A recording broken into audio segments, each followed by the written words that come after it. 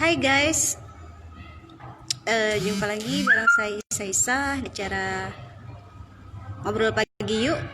Tetap semangat ya guys. Ini sudah masuki akhir September, tanggal 30 September.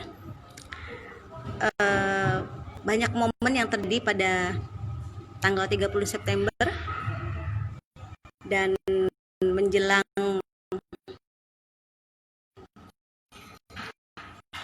Sumpah Pemuda besok kita harus dimak lagi bagaimana anak muda bisa mengisi ringan hari Sumpah Pemuda di RAN ini. Saya sudah terhubung dengan Mas Aidil Panandra. Saya senang banget bisa live bareng dengan beliau, adindaku yang mempunyai visioner, visi misi 2045. Ya, bentar Halo lagi Teh, kita live bareng. Assalamualaikum. Halo, Halo, suara saya kedengaran Teh? Assalamualaikum. Waalaikumsalam warahmatullahi wabarakatuh. Gimana Teh, sehat? Adi, alhamdulillah sehat. Kayaknya sibuk banget nih. Sorry, Aduh, enggak juga Teh. Saya mah mahasiswa sibuk aja banget Teh. ngisi materi di mana-mana ya. Udah Aduh, enggak kayak juga Teh. selegram. Enggak Teh, saya mah kuliah aja Teh. Aktivitas utama kan, masih mahasiswa kan. Oh, masih mahasiswa ya. Ini kayaknya rambut tambah tinggi aja ya. Iya Teh, ini belum mandi lagi Teh. Aduh, tadi mau mandi dulu takut ini kan. Oke, anak muda tuh harus siap. Masih belum mandi. Oke, kita cuma ngobrol ini kan 1 jam, nggak kerasa nanti. Betul, betul. Betul, betul, betul Ya, Teh. kita mulai aja ya. Udah jam 10 ya, Ya, Aidil ya. ya, boleh Teh, Ya, boleh. halo, selamat pagi guys. Jumpa lagi bersama saya Isa di acara Ngobrol Pagi Yuk. Ngobrol Pagi Yuk ini adalah program dari Cirebon Technopreneurs yang tujuannya untuk meningkatkan soft skill teman-teman di bidang leadership, business management, finansial, dan personal branding juga. Gitu, Aidil. Dan pada hari ini kita kedatangan tamu spesial, yaitu seorang anak ya yang hebat, yang visioner, yang mempunyai cita-cita menjadi seorang presiden ke depannya. Amin, amin, ya rabbal Ini alamin. keren. Nah, untuk Amin. lebih mengenal seperti apa, saya persilahkan Mas Aidil untuk memperkenalkan diri, apa kegiatannya, dan sekarang lagi mengerjain apa. Silahkan Aidil. Ya, hatur nuhun Teh.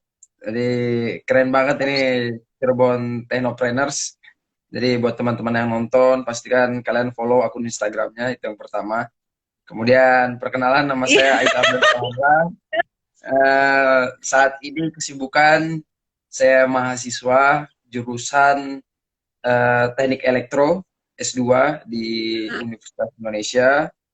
Waktu S1 juga di Fakultas Teknik Elektro, tapi memang keahliannya di telekomunikasi.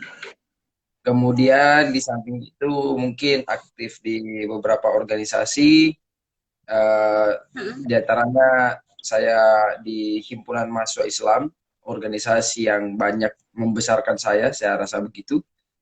Kemudian iya. juga ada beberapa inisiatif gerakan-gerakan kepemudaan. Kalau yang ditulis oleh Cirebon Technopreneurs kan ada dari sekarang.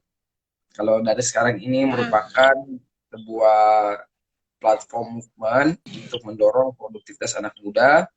Kemudian juga ada, ya kalau teman-teman lihat kemarin kita baru menghidupkan kembali yang namanya Matangasa Institute. Jadi Matangasa Institute ini sebuah lembaga think tank sekarang, tapi dulunya waktu pertama kita buat di 2018 itu media sebenarnya awalnya. Tapi karena memang agak berat dan ada beberapa tantangan, kita switch over ke lembaga think tank. Jadi buat teman-teman yang belum tahu, mohon bantuannya juga untuk di follow, itu masih sedikit juga followersnya, baru akunnya. Lepas dari itu semua, saya juga aktif di HIPMI Perguruan Tinggi Universitas Indonesia dengan membawa bendera PT Janur Arta Mandiri, yang mana core bisnisnya memang di IT and Creative Consulting. Seperti itu Teh kurang lebih. Wih, keren banget. Banyak banget ya jabatannya. Nggak juga Teh. karena gabut, Iya, justru karena gabut ya. Jadi banyak-banyak bikin hal-hal yang aneh-aneh kan. oh gitu. Iya, iya. Sebenarnya kita udah pernah ketemu ya di acara HMI ya. Ngisi bareng Betul. di acara HMI tahun 2019 ya, kalau nggak salah ya, tahun Iya, kemarin. betul. Saya Betul. senang Di sekali nih, Cirebon. apa ya, kader HMI sekarang itu tidak hanya besar di kandangnya sendiri gitu, tapi Aidil sendiri melebarkan sayap di organisasi yang lain, kolaborasi dengan pihak lain yang akhirnya membuat banyak pengalaman Aidil semakin lebih variatif lagi, dan itu sangat menginspirasi teman-teman yang adik-adiknya gitu, atau teman-teman seangkatannya gitu. Nuhun dan Ini nuhun. keren banget, keluar dari zona nyaman itu kadang kita perlu ideal gitu. Jadi agar kita bisa melihat dunia luar, kita bisa mempunyai apa perspektif yang berbeda dari komunitas lain, dari pemikiran orang lain juga kita perlu. Jadi biar tidak menjadi anak muda yang baperan. Itu penting banget tuh sekarang tuh. Dikit-dikit Betul, betul. baperan, dikit. Nah, pada kesempatan Betul. pagi hari ini tema kita adalah apa makna Sumpah Pemuda di era pandemi. Nah, ini kan akhir bulan September, tanggal 30 September. Biasanya rame nih 30 September, yang lain udah pada ke bulan, kita masih ngomongin PKI. NPI juga ada yang nonton nggak ke NPI katanya, nggak apa-apa buat diskusi aja katanya. Jadi apa nih melihat, oke, aku mau nyinggung sedikit deh tentang hari penting tanggal 30 September. Bagaimana sih perspektifnya Aidil gitu menanggapi tentang sejarah masa lalu, apa yang harus kita pelajari dari peristiwa G30 SPK ini. Aku mau nyinggung itu sedikit ya, sedikit aja. Ya, terima kasih banyak teh. Jadi saya rasa mungkin nanti kita akan bahas 2 hari bersejarah kalau gitu ya. Yang 30S Iya, sama kan topik bahasan kita yang 28 Oktober nanti kan, Sumpah Pemuda. iya, Tapi standing position saya jelas bahwa kita memang tidak boleh yang namanya melupakan sejarah, betul. dan itu adalah pembelajaran yang sangat berharga. Adapun pro dan kontra, tarik menarik, dorong menorong, saya rasa itu didasari karena setiap orang punya interest yang berbeda-beda juga teh. Jadi kalau Betul. misalnya ada yang menggaungkan atau menyuarakan, saya rasa itu hal yang baik juga sebagai upaya untuk kita bisa mengingat apa yang sudah terjadi, dan pihak-pihak yang berkeberatan juga mungkin punya perspektif sendiri-sendiri. Tapi yang mana pada intinya mau saya tekankan adalah ya memang terkadang saya sedikit banyak melihat butuh apa ya, keramaian, butuh kegaduhan di negara ini, dalam artian untuk mengingat sesuatu gitu.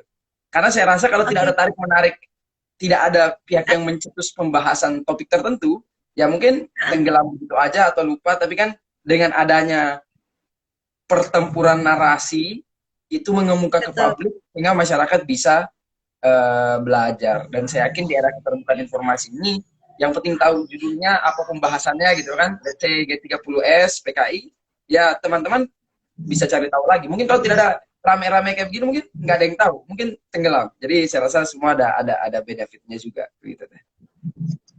Iya sih, tetap ada hal-hal yang positif yang kita ambil dari sejarah PKI ini, tapi bukan berarti lebih ke menyudutkan PKI tersebut ya, kalau saya sih gitu, karena kan masih ada turunan dari mereka gitu, dan kita tidak perlu menghakiminya, toh kita kan sudah berbeda zamannya gitu, nggak usah kita boleh menoleh ke belakang, tapi bukan berarti dendam itu masih ada gitu. Bagaimana kita sekarang ya harus merangkul semuanya agar Indonesia lebih maju kan gitu ya. Jadi nggak berkutat dalam apa namanya apa hal-hal yang kebijakan pemerintah dikaitkan dengan PKI kan mungkin selama ini masih ada gitu ideal gitu.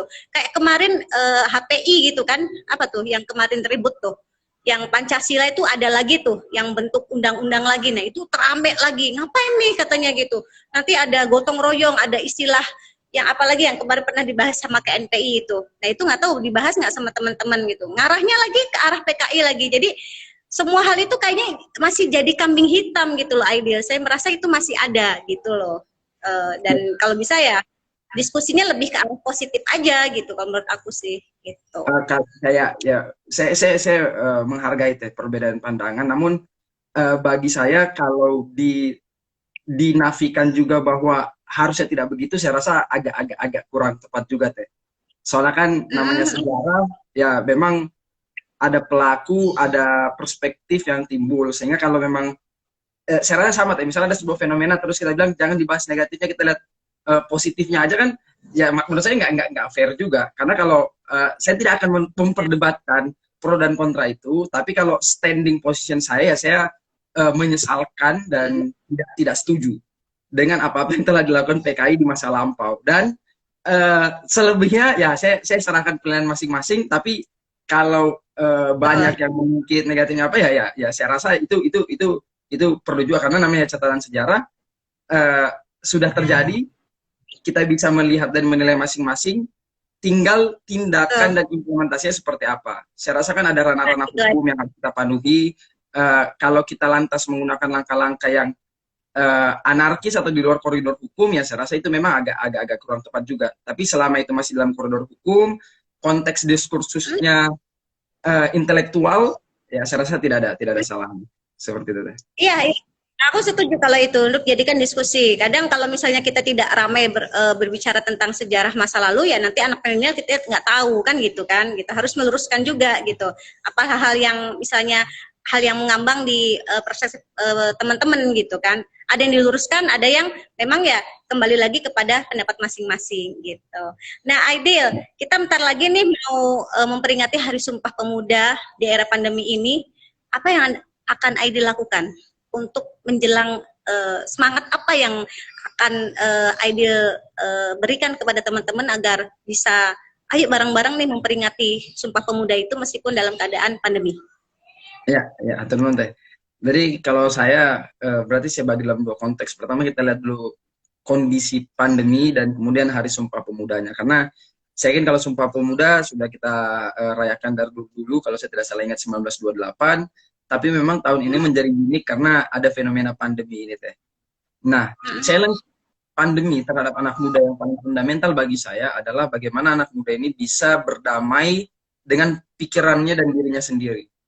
Karena kan saya yakin ini memang kondisi yang berbeda, banyak hal yang berubah, sehingga kalau kita senantiasa kayak mempersalahkan kondisi, bahwa kondisi masih pandemi dan lain sebagainya, ya saya rasa kita juga tidak bisa berbuat apa-apa tentang itu. Jadi pesan saya kalau masalah pandemi, ya sudahlah, go over it, maksudnya kita harus mengasumsikan worst case scenario ini akan masih terus berjalan panjang gitu. Sehingga jangan biarkan pandemi ini menjadi penghalang untuk menjalankan atau mengeksekusi rencana-rencana yang teman-teman punya. Itu yang pertama. Yang kedua, kalau Sumpah Pemuda nanti tanggal 28 Oktober, semangat apa yang harus dibawa? Kalau saya pribadi yang paling kecil semangat bangun pagi deh.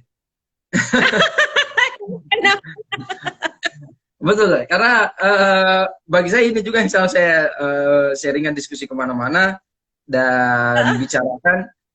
Ya, saya rasa dalam pergulatan hari paling penting itu adalah momen di pagi hari ya. Saya sedikit banyak percaya kalau paginya benar, sepanjang hari itu akan lancar gitu. Kalau paginya berantakan, misalnya paginya nggak fit atau kita nggak, ya maaf katakan sarapan dengan baik atau apa begitu kan, olahraga, pemanasan, saya yakin pasti harinya juga akan agak sedikit hektik begitu. Lebih enak. Jadi ya betul. Jadi ya itu yang pertama, semangat untuk terus menjaga pagi hari gitu. Itu yang pertama. Kalau yang kedua, saya rasa semangat pemuda ya menemukan dirinya sendiri gitu. Karena bagi saya tantangan pemuda hari ini adalah memang kehilangan jati diri atau kesulitan menemukan dirinya sendiri. Kalau zaman dulu kan, ini juga saya selalu bilang di mana-mana, zaman dulu itu kita melihat hidup itu jauh lebih mudah teh, karena pembandingnya sedikit. Kalau bukan sama tetangga, paling sama orang-orang yang muncul di TV. Tapi sekarang di era sosial media, ada Instagram, ada Twitter, apa lain-lain, hidup orang lain ini seakan-akan menjadi etalase kehidupan yang kita senantiasa bingung untuk milih mau hidup seperti apa gitu. Kita lihat orang hidup iya kan? Kita lihat, oh kayaknya enak tuh, jadi kayak dia gitu kan, kayaknya semuanya lancar apa dan lain. Terus pada satu ketika kita lihat lagi teman kita yang lain di medsos, oh dia kayaknya enak tuh hidupnya kayak gitu. Padahal yang terkadang kita lupa bahwa ya semua orang bagi saya punya masalahnya sendiri, dan apa yang ditampilkan di medsos itu hanya bagian terbaik dari hidupnya orang. Sehingga pesan saya mungkin sebagai seorang pemuda dan pemuda yang lain di luar sana, berhentilah mengimajinasikan berada di posisi hidup anak muda yang lain begitu. Karena tidak ada gunanya juga. Yang penting bagi saya adalah bagaimana kita betul-betul bisa produktif, melakukan apa yang kita bisa lakukan, dan tidak ada saya rasa yang bisa dicapai tanpa adanya konsistensi gitu. Karena kalau sesuatu dilakukan sebentar selesai, saya rasa akan susah besar juga seperti itu teh. Ini menarik nih Aidil, kamu melihat anak muda sekarang itu sulit menemukan jati diri. Ya. Sebenarnya apa yang melatari mereka untuk kehilangan jati diri? Padahal mereka misalnya kuliah iya, punya kegiatan iya, apa gitu yang latar belakang kehilangan jati diri itu? Itu bahaya loh kalau anak muda kehilangan jati diri. Nah, itu apa yang melatar belakangi kehilangan jati diri? Kalau menurut kamu? Ya. Oke, teh. Jadi saya sederhananya mungkin begini teh. Kalau misalnya teteh atau teman-teman ini ke swalayan gitu mau beli sabun gitu kan. Nah, terus merek sabunnya itu cuma ada 2 gitu. Pasti milihnya Bentar. Dibanding kalau ada di situ 10 pilihan sabun. Itu akan jauh lebih membingungkan, dan ada sebuah istilah yang namanya illusion of choice gitu. Jadi kita akan lama mengkomparasikan, memilih ini atau memilih itu dan lain sebagainya. Nah, ini sesuai dengan yang saya bilang tadi, zaman sekarang sangat banyak pilihan-pilihan hidup itu mau jadi seperti apa. Karena kita dengan mudah bisa lihat hidup orang lain di medsos. Misalnya ada yang mau jadi pengusaha, itu pun jadi pengusaha, ada pengusaha kopi, ada pengusaha baju, ada pengusaha kuliner, dan lain sebagainya. Dan semuanya kelihatan terpampang di depan kita, sehingga kan opsinya itu kan jadi banyak sekali. Nah, sehingga dari banyak pilihan ini ya kita, bagi saya wajar kebingungan gitu. Saya pada akhirnya mau jadi apa? Itu yang pertama. Sehingga susahnya menemukan identitas diri itu ya karena banyak sekali pilihan di luar sana.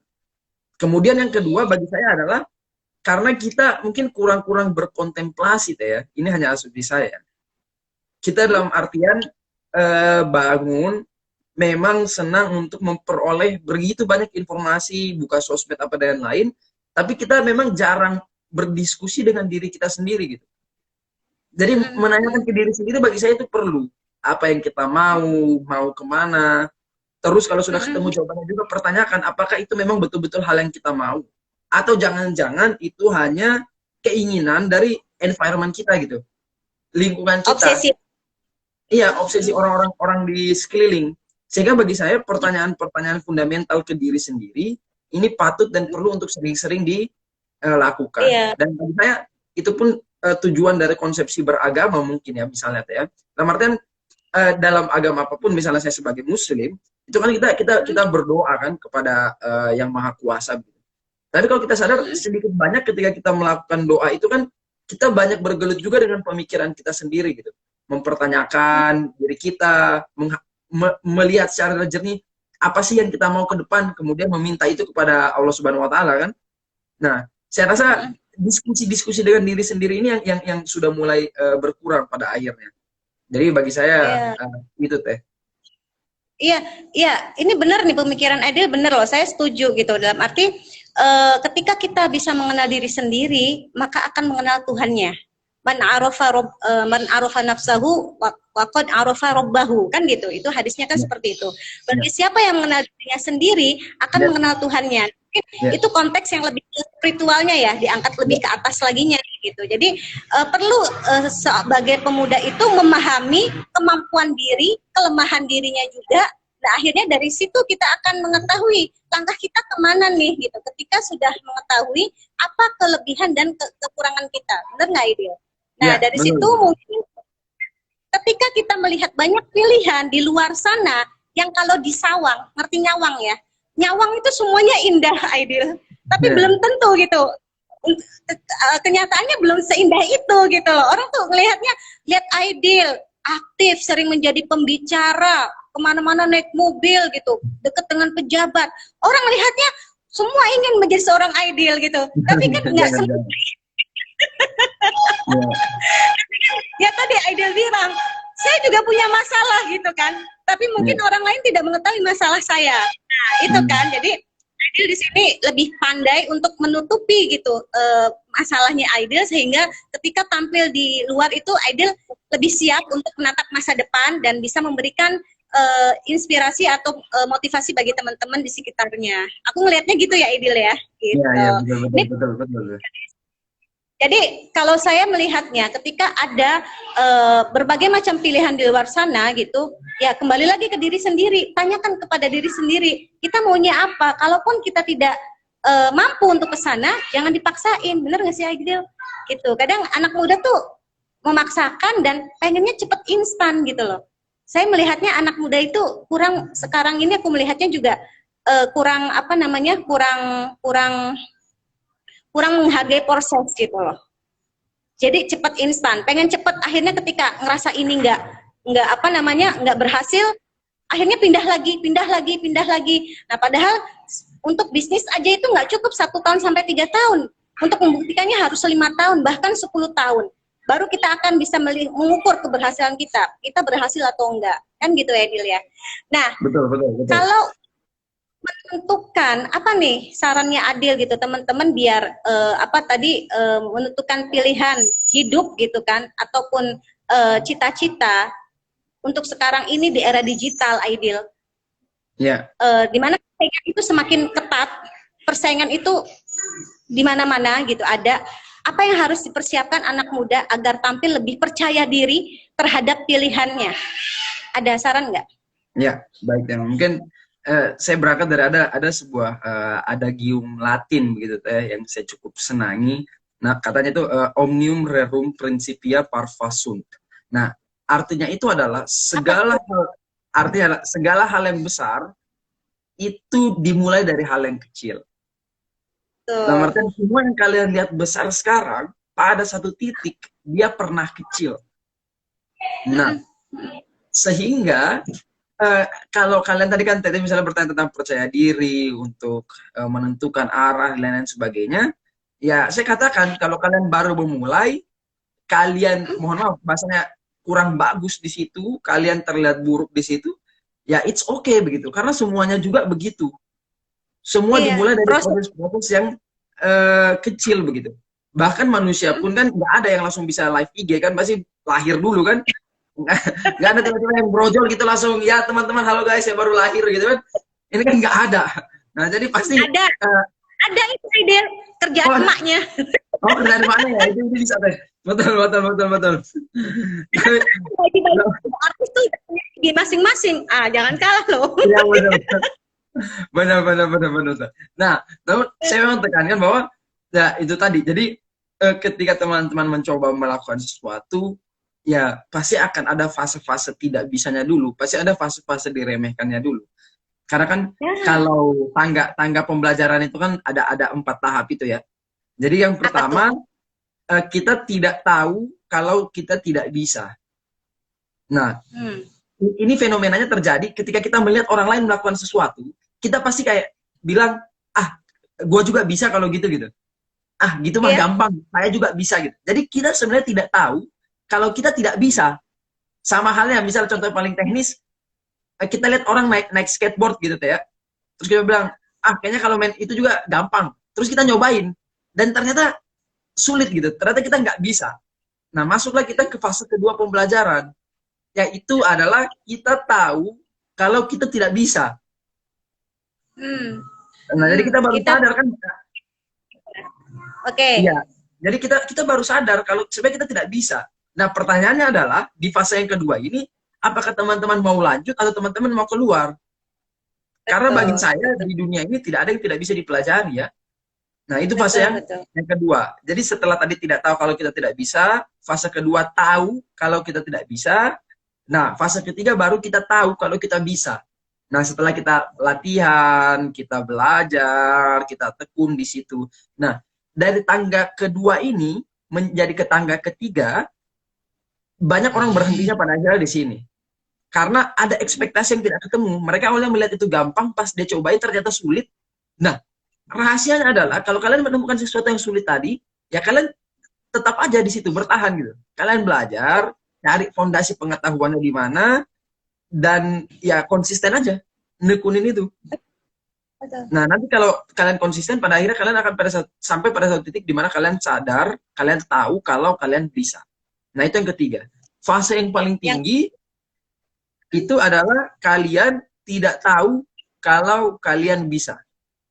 Nah, tidak maksudnya apa? kalau Ya, tidak gimana? tahu kalau kalian bisa. Nah, ini adalah proses di mana teman-teman sudah jadi expert, pakar, Oke. sehingga segala sesuatu itu dilakukan itu sudah di luar pemikiran. Oke. Contoh, Oke. Oke. contoh, contoh. Kalau teman-teman belajar naik mobil, misalnya, Hmm. itu kan pasti di awal-awal teman-teman belajar, oh ya injak kopling dulu, injak rem, Iya. injak gas, gini kan, naikin gigi, dan lain sebagainya. Ketika teman-teman Heeh. sudah betul-betul menguasai naik mobil, teman-teman kan nggak lagi mikir itu kan, injak gas Hmm. dulu, injak, semua kan terjadi secara otomatis kan. Nah, inilah yang Oke. dimaksud dengan teman-teman tidak tahu kalau sebenarnya teman-teman bisa, karena semuanya sudah terjadi secara mekanik, otomatis, dan teman-teman tidak perlu lagi berpikir untuk ngelakuin itu. Hmm. Seperti itu, Teh. Iya. Iya.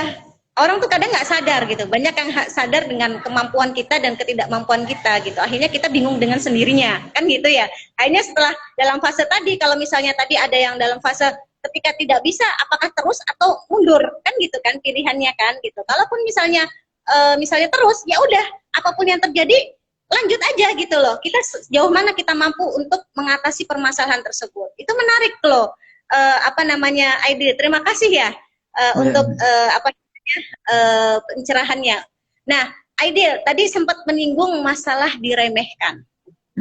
Aku mau jujur-jujuran nggak nih? Diremehkan orang lain, dan itu kapan?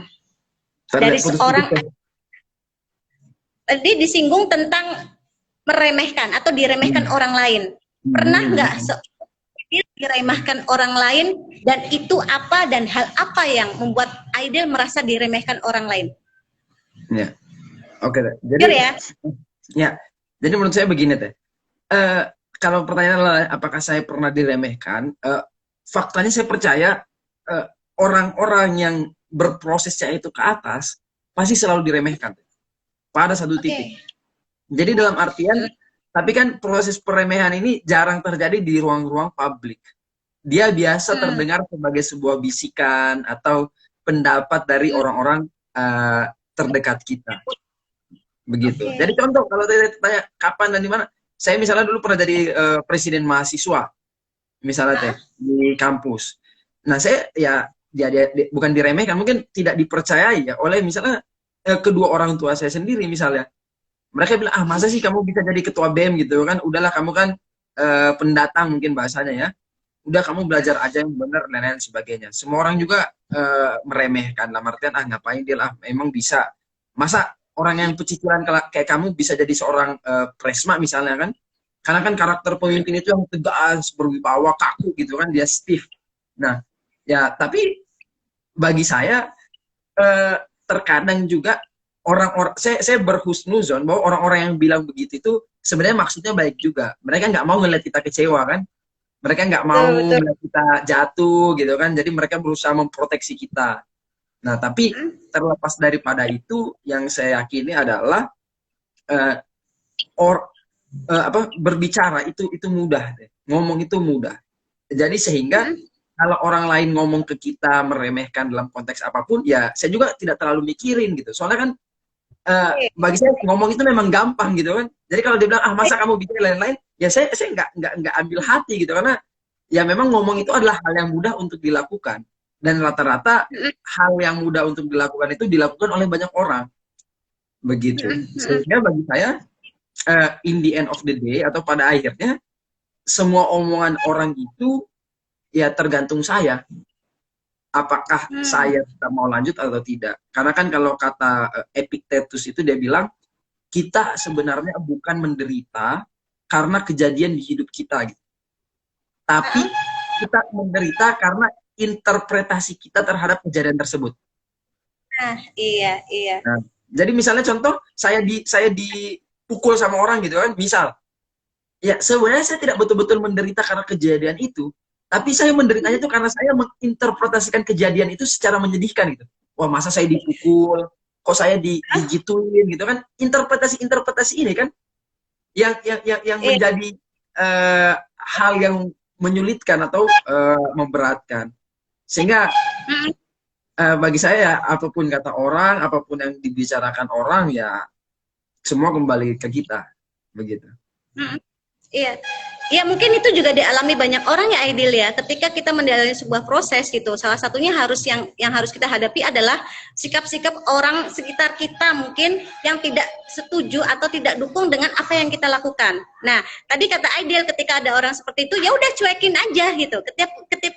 Ketika pun ada masukan-masukan diterima dengan baik, anggap aja itu sebagai penyemangat kita ya, bukan malah justru kadang anak muda sekarang tuh diomongin dikit ya tadi aku bilang baper gitu, mentalnya itu berarti letaknya gitu Aidil kalau saya melihatnya. Nah, bagaimana menumbuhkan mental yang kuat dalam menghadapi apapun Aidil, rintangan apapun dalam menghadapi mengejar cita-cita, itu gimana menurut Aidil yang selama ini pengalaman Aidil sendiri?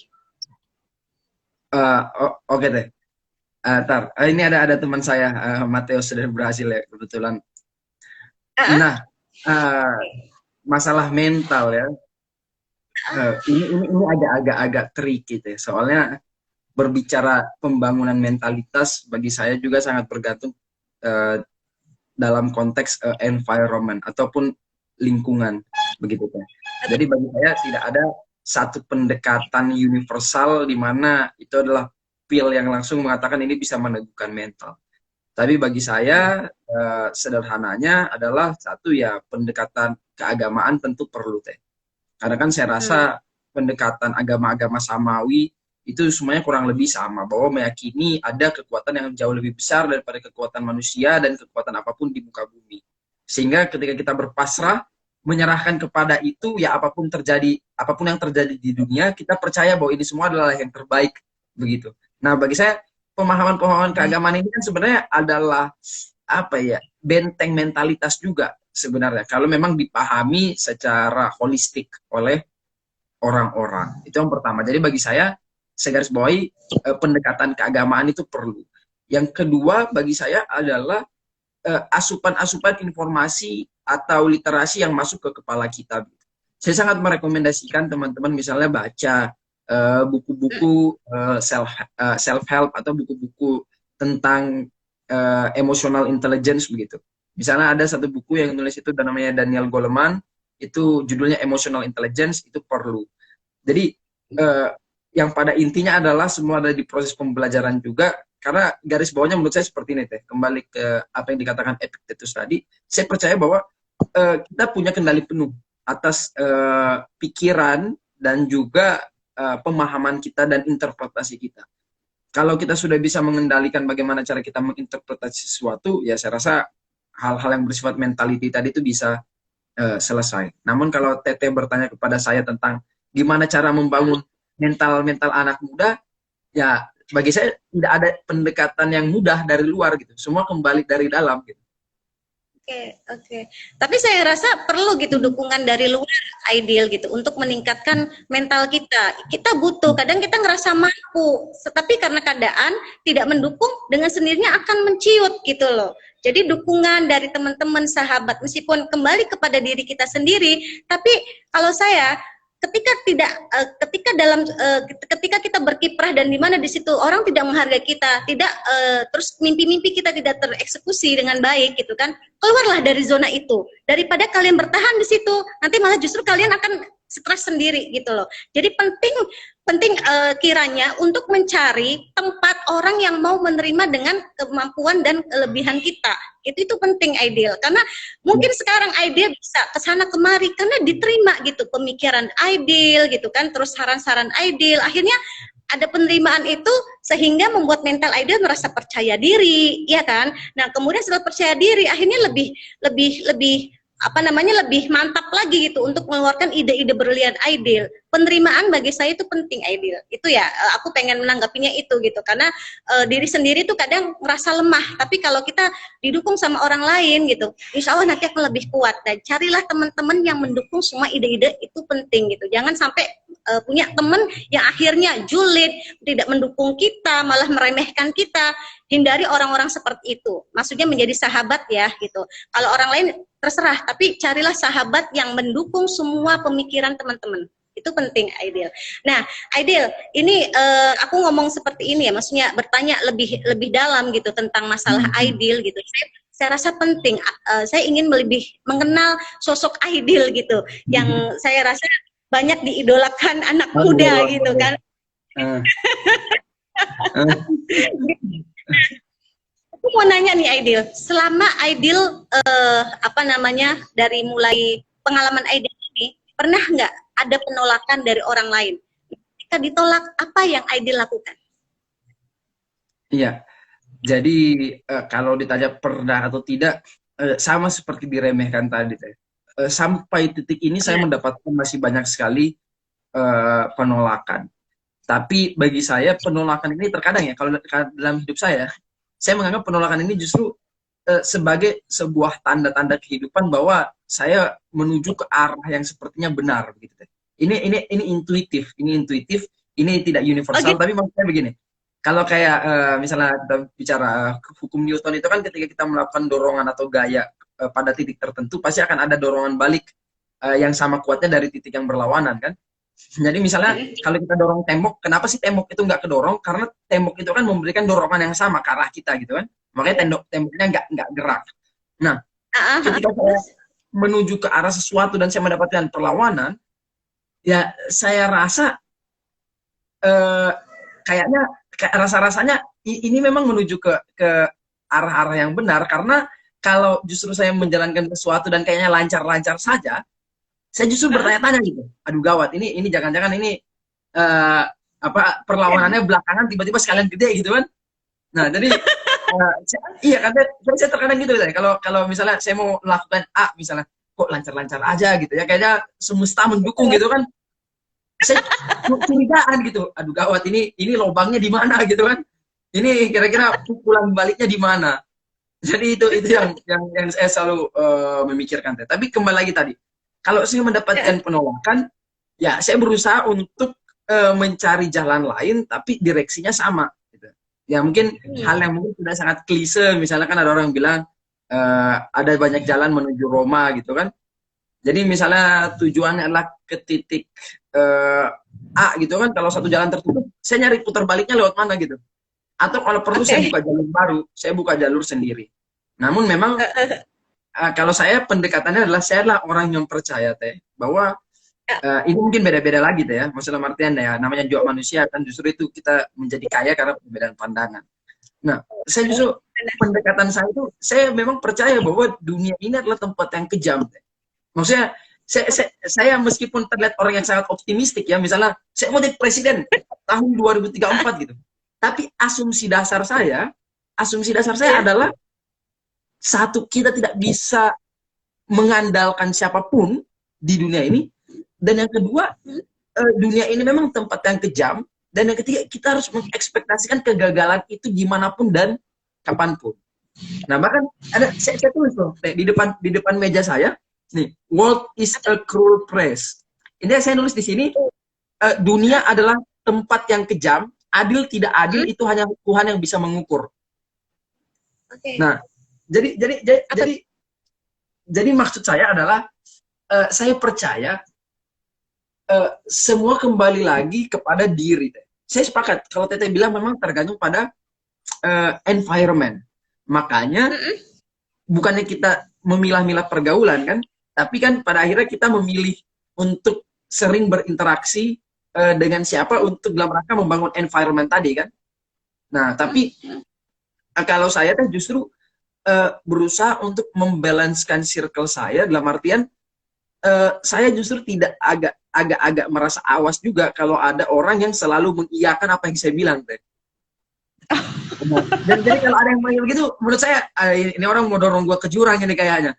Nah jadi justru kalau tidak tahu di teman-teman terdekat saya ini bukan orang yang selalu mengiyakan apa yang saya bilang, tapi menurut saya mereka cukup objektif. Kalau memang jelek dia bilang jelek, kalau dia bilang dia menurut dia bagus, ya dia bilang tidak bagus. Nah, jadi ada ruang-ruang diskusi. Namun memang ada profilingnya juga, Teh. Misalnya contoh, ada orang yang saya rasa apapun ide saya, dia pasti tahu aja kelemahannya gitu. Oh gitu. Jadi mungkin menurut orang-orang adalah dia mah kalau biasa ada orang bilang kan si dia mah kalau ngeliat saya pokoknya negatif terus kan. Nah menurut saya orang kayak gini nih perlu Teh, karena gitu. perlu sekali. Karena dalam artian terkadang kan kita ada yang namanya saya lupa istilah di buku Rolf itu, ini ada bias pemikiran Teh. Jadi kita cenderung memproteksi pemikiran kita sendiri dan confident sekali dengan apa yang kita yakini gitu. Tapi belum tentu kan orang lain berpikir seperti itu. Jangan-jangan kita dibutakan karena kita merasa itu pemikiran kita dan kita rasa itu sangat bagus. Jadi kalau saya punya pemikiran tertentu, saya bawa ini ke orang-orang yang katakanlah tadi selalu aja ngelihat negatif dari saya gitu kan. Saya lempar gagasannya ke dia. Ya kan, pada akhirnya dia membantu saya. Dia memberitahu potensi-potensi gagalnya di mana sehingga saya bisa cari plan cadangannya gitu. Nah, jadi bagi saya pada akhirnya menghadapi penolakan, saya garis bawahi kalau pertanyaan Teteh tadi, bagi saya satu, kalau memang menghadapi penolakan kita pasti bisa cari jalan yang lain. Yang kedua, ya semua kembali lagi ke diri kita dan bagaimana kita membangun circle yang baik. Mungkin begitu Teh. Aduh, aku percaya deh. Aku kemarin waktu ketemu sama Aidil tuh kan kita waktunya nggak banyak ya, sehingga belum ngobrol dan saya belum kenal Aidil lebih lanjut gitu karena belum pernah ngobrol secara lebih intens, lebih dalam lagi gitu. Aku hanya memantau Aidil tuh, dia nih anaknya aktif banget nih gitu kan, kenal sama kemana-mana gitu. Itu bagus gitu. Tapi apa namanya yang tadi kata Aidil, oh banyak banget ya jabatannya gitu. Sebenarnya apa sih yang dicari sama Aidil? Boleh tahu nggak? Ya. Sekarang apa sih yang dicari sama Aidil gitu? Yang terpenting dalam hidup ini apa sih Aidil gitu? Ya, kalau bagi saya yang terpenting ya jelas deh memberikan kebermanfaatan sebanyak-banyaknya kepada orang lain begitu. Itu kalau hal-hal yang bersifat secara prinsipil gitu. Nah, kalau dorongan yang lain, dorongan saya yang utama adalah ya kalau saya pribadi ya, ini mungkin orang-orang bisa beda ya. Tapi selalu motivasi utama saya itu adalah orang tua saya deh. Jadi alhamdulillah diberikan karunia masih punya kedua orang tua, sehingga kalau Tete tanyakan tadi apa sih yang menjadi dorongan Aidil saat ini kan? Nah, pokoknya dorongan Aidil saat ini bagaimana finish segera bisa membahagiakan mereka berdua. Nah, itu jadi ini dalam arti apa nih membahagiakan nih? Membahagiakan ya sama seperti semua orang tua yang lain deh. Nah, jadi tapi ini dua reasoning yang paling apa ya utama fundamental tentunya ya, kebermanfaatan dan pengabdian kepada kedua orang tua. Nah, tapi kalau berbicara lebih spesifik, misalnya target saya apa sih sebenarnya yang saya mau wujudkan ke depan, ya kalau yang secara technical dan terukur parameternya ya saya mau jadi presiden tahun 2034. Seperti yang selalu saya bilang di mana-mana dari 8 tahun yang lalu. Saya mau jadi presiden tahun 2034. Nah, jadi kalau Teteh bilang Aidil banyak sekali kegiatan ini itu, apa sih tujuannya ya biar bisa jadi presiden 2034. Jadi aktif di sini, aktif di situ. Banyak banget yang dikerjain ya saya rasa memang begitu Teh kalau mau jadi presiden kan. Kalau kita diam di satu kolam kan nggak bisa jadi presiden bagi saya. Nah, tapi kan kalau ditanya lagi kenapa mau jadi presiden ya saya rasa itu diskursus yang berbeda tentunya. Tapi kalau yang terukur ya itu mau jadi presiden. Mau jadi presiden ya, saya amin semoga kita doakan hal yang baik ya, semoga Allah meridhoi untuk Aidil. Misalnya jadi presiden kita juga bangga kan, apalagi dari hijau hitam itu harapannya dari kalau nggak salah Bang Akbar Tanjung selalu mengatakan bahwa pengen gitu ada presiden itu dari HMI, selama ini kan belum pernah kan gitu, meskipun ada dari kan bukan dari HMI gitu ya. Semoga aja Allah mengamini alam semesta mendukung dan Aidil di sana nggak boleh berontak lagi ketika alam mendukung. Bukan berarti Iya, betul. menjerumus. Betul, betul, betul. Tapi setiap kali Bang Akbar bilang kayak gitu, saya dalam hati tuh selalu mengamini, saya itu Bang, saya. Saya selalu, ini yang dimaksud ini, profesinya Bang Akbar ini, saya ini. Amin.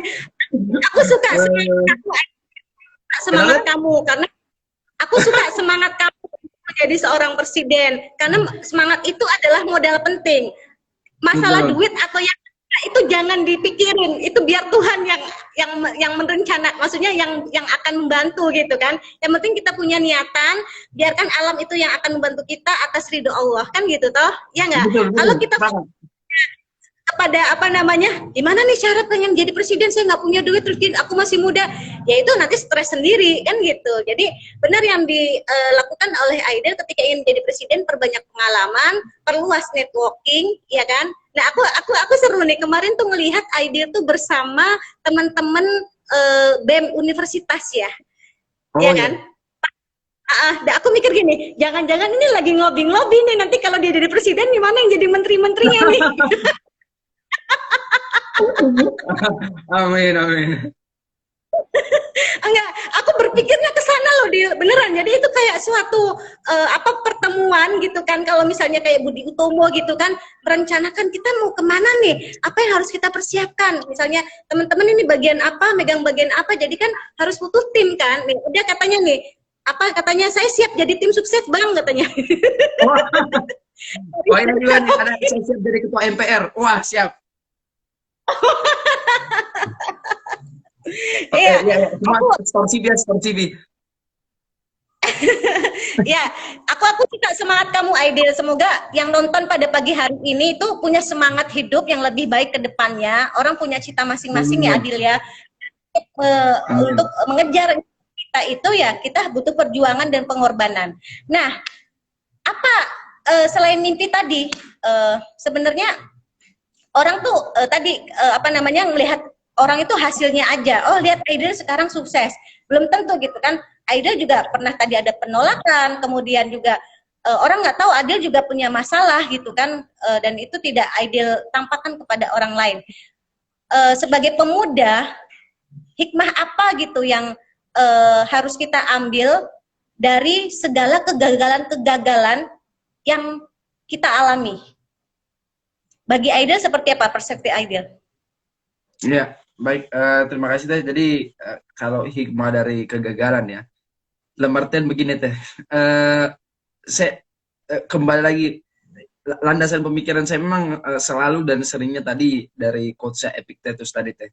Intinya semua yang terjadi di hidup ini tergantung kembali lagi interpretasi kita terhadap fenomena itu teh. Jadi misalnya buat orang-orang atau teman-teman, saya secara pribadi tidak pernah melihat kegagalan itu sebagai tanda untuk berhenti teh.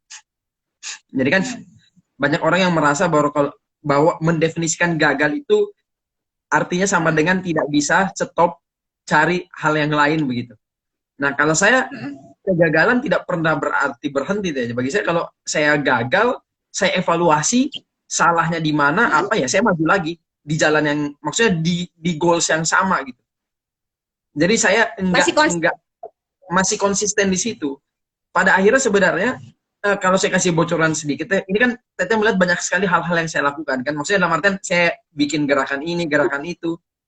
Nah, kalau orang-orang, ya saya punya planning sendiri bahwa sebenarnya semua yang saya lakukan ini benang merahnya itu orientasinya sama semua goalnya. Tapi mungkin orang tidak menyadari, melihatnya ini jalannya ke arah yang berbeda-beda kan. Tapi semua ini sebenarnya sudah kita rancang untuk menuju ke jalan yang sama. Jadi kalau sekali lagi berbicara tentang kegagalan tadi, ya saya tidak pernah menganggap itu sebagai hal yang buruk. Saya tidak pernah menganggap kegagalan sebagai hal yang menyedihkan. Saya tidak pernah menganggap kegagalan ini sebagai hal yang perlu kita luangkan emosi dan tenaga untuk bersedih-sedih tentang itu. Ya, saya menganggap kegagalan sebagai realitas yang terjadi, mengevaluasi itu secara objektif, dan tidak ngebubuin itu dengan perasaan. Begitu teh. Begitu. Iya, iya. Dalam ya. Aku pengen bertanya yang dalam-dalam aja nih. Oh, nggak apa-apa deh, nggak apa-apa. Ya selama bisa saya jawab, saya Iya, jawab. Kalau enggak ya enggak. Audil. Aduh, tadi aku ada Hmm. pertanyaan tapi lupa apa ya. Ya. Eh, boleh tahu nggak apa titik terendah dalam hidup kamu selama ini? Hmm. Dalam hal apa? Kamu pernah ngalamin nggak titik terendah kamu tuh lagi sedang apa, kapan gitu? Boleh sharing nggak? Dan terus bagaimana untuk bagi kembali dari titik terendah kamu itu? Pernah nggak Ya. mengalami titik? Kalau kalau mungkin katakanlah bahasa ya, titik terendah ya. Ya yang maksudnya at the moment saya betul-betul ngerasa agak sedih gitu tuh ya Betul. mungkin ya. Itu kayaknya waktu saya tereliminasi dari Suca Indosiar kayaknya. Oh ya, Serius. apa Udah itu? nggak tahu deh maksudnya kayak udah Dan Aidil katanya mau jadi presiden, masa nggak jadi suca aja jadi titik terendah sih gara-gara tereliminasi? Hah? ya, justru justru aneh kan, tapi maksudnya Martin kan saya ini gagal dalam banyak pertarungan gitu kan. Dalam artian saya pernah memaju ketum cabang nggak menang gitu. Saya pernah Oke. nargetin sesuatu nggak dapat gitu. Tapi hal-hal yang besar-besar itu, pertarungan-pertarungan besar itu justru tidak membuat saya eh, apa tidak membuat saya merasa sedih atau gimana ya. Justru hal yang sangat tidak relevan, yaitu ajang pencarian bakat, justru itu yang bikin saya merasa at the moment saat itu kayak sedih gitu. Saya juga nggak tahu kenapa teh. Mungkin karena eh, kalau pertarungan-pertarungan berat itu tadi yang bernilai politik atau apa dan lain, saya kan memang goals besarnya ke sana teh. Jadi apapun kegagalan saya di situ yang saya bahasakan tadi, saya tidak menganggap itu sebagai sebuah kegagalan, ya saya hajar terus kan. Nah tapi mungkin karena ada satu yang agak out of the track sedikit, ajang pencarian itu mungkin karena saya juga tidak terlalu niat arahnya ke sana, tapi juga kepala ikut, ya jadi kayak kayak oh begitu. Jadi itu sedih banget ya. Hal yang membuat sedih banget Aidil itu ketika tereliminasi dari suca ya. Iya, justru saya tidak sedih kalah dari ketum cabang ataupun misalnya nih saya ada ekspektasi bertarung misalnya kan di PBHMI. Kayaknya kalau saya kalah pun tidak sesedih waktu saya tereliminasi dari Suca deh. Tapi suca itu sangat berarti ya. Wah, buat apa namanya Aidil suatu mimpi yang belum tercapai Adil. Mau nyoba lagi sucanya nanti kalau ada audisi? Udah enggak deh. Saya setelah Oh selesai enggak. itu udah gantung mic. Ah, cita-cita yang lain ya. Kita meneruskan sebagai apa namanya presiden itu.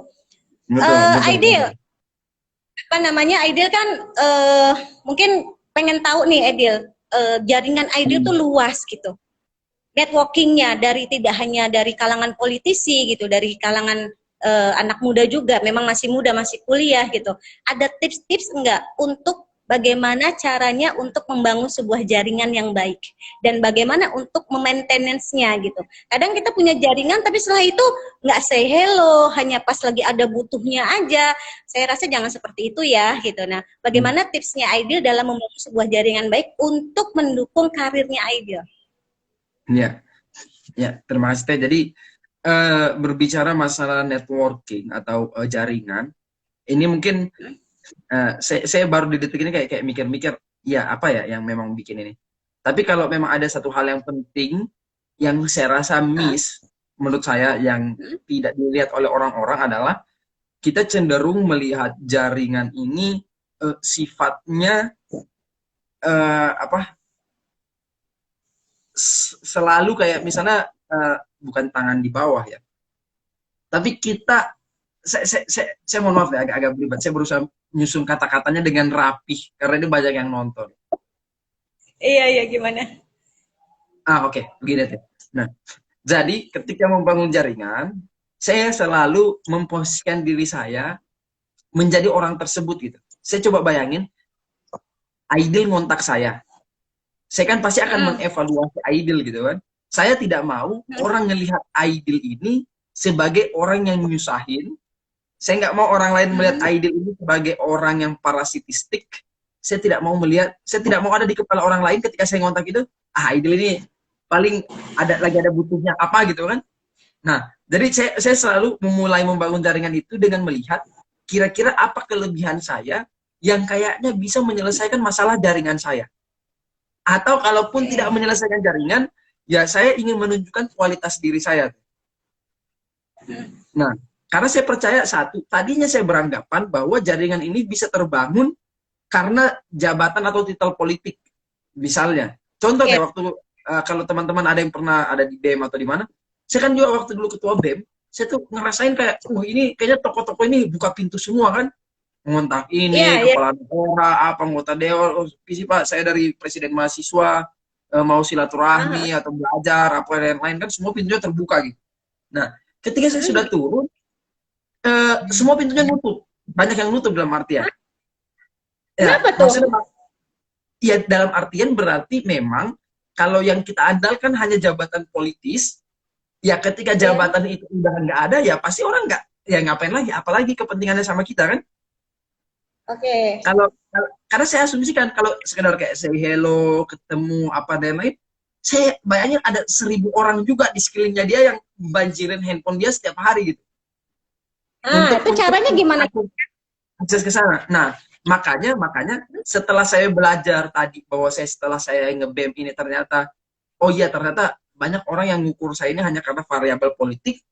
Ya pada akhirnya yang saya lakukan adalah saya berfokus dalam pengembangan diri saya teh. Saya aktif misalnya, saya melakukan yang terbaik di dunia akademik, saya mengikuti conference internasional, saya banyak belajar. Dalam artian, karena saya percaya bahwa investasi paling mahal yang bisa kita lakukan itu adalah investasi ke diri kita sendiri. Saya intenskan mulai belajar terus, saya membaca apa dan lain, sehingga ketika saya sudah merasa cukup confidence berada dalam satu level bahwa saya Aidil dengan kualitas diri saya, bukan karena saya embel-embel organisasi A, bukan karena saya ketua BEM, bukan karena saya apa, saya rasa saya sudah bisa berdiri dan dilihat sebagai Aidil. Nah, perlahan-lahan orang-orang mulai melihat itu teh. Jadi meskipun saya bukan ketua BEM, orang melihat, oh Aidil itu memang bagus orangnya misalnya ya. Ini bukan kata saya atau bagaimana, saya mengasumsikan. Terbentuklah paradigma bahwa oh Aidil ini dia misalnya dia jago IT atau misalnya jago branding atau apapun itu penilaian orang-orang. Oh Aidil ini orangnya sudah ikut conference di sana sini. Kayaknya kalau kita diskusi sama Aidil, dia bisa kasih pemikiran-pemikiran yang out of the box deh. Oh Aidil ini punya concernnya di sini. Oh Aidil itu kuliah apa S2-nya teknik elektro telekomunikasi. Oh berarti dia keilmuannya ada di bidang itu gitu. Nah sehingga ketika saya secara individu punya raihan kapasitas tertentu, yang saya rasakan adalah pada akhirnya pintu itu kembali ngebuka sendiri karena pada akhirnya mereka ngelihat kita sebagai person. Bukan lagi dengan melihat kita sebagai jabatan yang ada. Selebihnya ya pasti ada hal-hal rutin juga yang kita lakukan kayak mungkin yang sangat sederhana kita WA, kita berkabar gitu kan. Saya kirimkan kalau ada hal-hal yang relevan gitu, saya ikut aktivitas apa, saya nulis di media mana misalnya atau ada kegiatan apa yang dilakukan kita kirimkan. Begitu teh. Jadi kalau saya garis bawahi karena ini saya mohon maaf agak belibet kemana-mana. Intinya adalah fokus pada peningkatan kualitas diri secara individu. Maka dengan begitu, kalau orang-orang sudah melihat itu, saya rasa tidak ada pintu yang tidak bisa terbuka. Kalaupun ada, ya berarti memang apa yang kita miliki tidak menjawab demand-nya mereka, dan itu juga nggak bisa dipaksakan. Betul. Aku sangat setuju sekali. Sangat setuju. Jadi kadang orang itu mengandalkan jabatan, kita sebagai ketua, kita sebagai apa, dan akhirnya ya tadi jabatan itu hanya sementara. Yang harus kita tonjolkan adalah kemampuan diri kita sendiri gitu, ya kan? Gitu. Aku sangat setuju banget dan itu semoga teman-teman lakukan ya gitu. Dengan sendirinya kalau kita mempunyai kemampuan, justru kita tidak mencari, bahkan dicari. Benar nggak sih? Bahkan networking itu akan datang dengan sendirinya. Itu loh Aidil.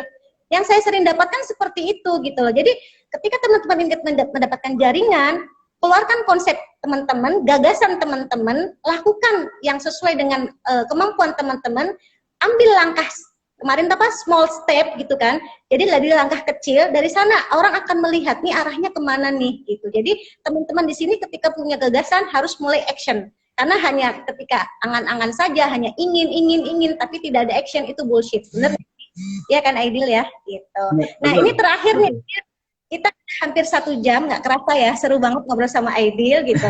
Jadi kembali lagi nih ke tema nih, apa makna Sumpah Pemuda dari Aidil sebagai closingnya? Putus-putus Apa apa yang makna terakhir apa? Sumpah Pemuda di era pandemi ini? Closing. Terima Ya, kasih teman-teman yang sudah hari ini. Ya, singkat aja. ya, ya. Oke, terima kasih. Saya terima kasih banyak ini ke TIIS juga yang sudah mengundang dan teman-teman Cirebon Technopreneurship. Buat teman-teman yang nonton pasti